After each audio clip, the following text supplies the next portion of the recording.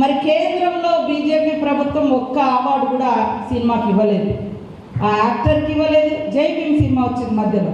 అంటే ఒక్క మామూలు మహిళ భర్త దొంగతనం పేరుతోటి ఒక ఉన్నత వర్గాలు కేసు పెట్టి ఇబ్బందుల పాలు చేస్తే చేతిలో సంఖలో బిడ్డ, కడుపులో మరి రూపం పోసుకునేటువంటి బిడ్డ యొక్క సినిమాను అద్భుతంగా మన ముందుకు తీసుకొచ్చింది. అవునా, మాకు ఈ హక్కులు ఉంటాయా అని ఎంతోమందికి ఈ సినిమా ప్రేరణగా నిలిచింది. కానీ అలాంటి సినిమాను ప్రోత్సహించలేదు, అలాంటి వాళ్ళకి అవార్డులు రాలే జై భీమ్ సినిమా లాంటి వాటికి.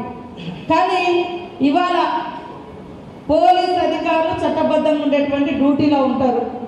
వాళ్ళని బట్టలు ఇప్పేసి ఒక స్మగ్లర్ పాత్రలో ఒక స్మగ్లర్ పాత్రలో ఉండేటువంటి ఒక స్మగ్లింగ్ చేసేటువంటి హీరోలు పోలీస్ అధికారులను పోలీస్ స్టేషన్లలో బయట బట్టలు ఇప్పేసి నిలబెట్టి యథేచ్ఛగా స్మగ్లింగ్ చేసేటువంటి సినిమాలకు మాత్రం కేంద్రం నుంచి అవార్డులు వస్తున్నాయి.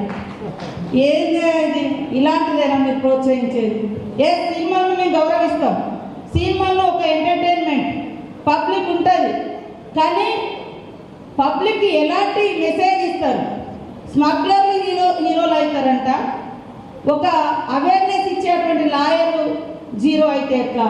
ఒకవేళ అక్కడ స్మగ్లింగ్ జరుగుతున్నప్పుడు దాన్ని కట్టడి చేసేటువంటి పోలీస్ అధికారి జీరో ఎట్లా అవుతాడు? ఇది సమాజం ఆలోచించాలి. కాబట్టి సినిమా యాక్టర్లైనా, సినిమా ప్రొడ్యూసర్స్ అయినా, డైరెక్టర్లైనా ఈ సమాజాన్ని ఒక ఉన్నతమైనటువంటి సన్మార్గంలో తీసుకెళ్లేటువంటి లక్షణాలు, ఇతరుల గురించి తప్పించేటువంటి భావాన్ని, ఇతరులకు హెల్ప్ చేసే భావాన్ని, ఇతరుల గౌరవాన్ని కాపాడే విధంగా సినిమాలు తీస్తే సమాజం ఇంకా సన్మార్గంలో నడుస్తుంది. అదే మరి వేరే ఆలోచనలతో పోతే, నిన్న ఒక అతనంట మహారాష్ట్రలో 2 మర్డర్ కేసులు ఉన్నాయి, తప్పించుకొని తిరుగుతున్నాడు చాలా రోజుల నుంచి.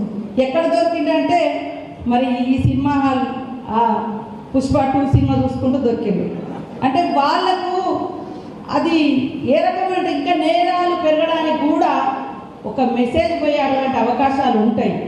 మేము తప్పు పడతలేము, కానీ చట్టబద్ధంగా ఉండేటువంటి అధికార వ్యవస్థను, రాజ్యాంగం ఇచ్చినటువంటి అధికారిక వ్యవస్థను గౌరవించాలి. అలాంటి మెసేజ్ ఖచ్చితంగా ప్రతి ప్రొడ్యూసర్, యాక్ట్ చేసేటువంటి యాక్టర్లు అది ఫాలో కావాల్సిన అవసరం ఉంది. కాబట్టి ఈరోజు సమాజం యొక్క ఉన్నతి మనందరి ఉన్నతి. మన